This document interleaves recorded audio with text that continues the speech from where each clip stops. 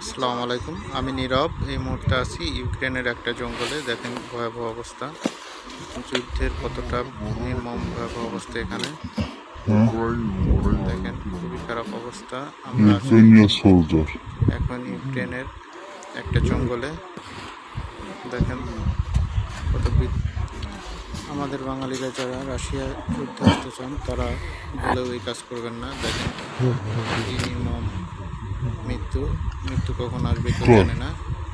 খুবই ভয়াবহ অবস্থা। দেখেন আশপাশে ধু মরুভূমি, কোথাও কোনো জনমানব শূন্য এলাকা, একদমই খুবই ভয়াবহ অবস্থার মধ্যে আমরা আছি। দেখেন সব প্রস্তুতি চলছে, কখন কি হয় কিছুই বলা যাচ্ছে না।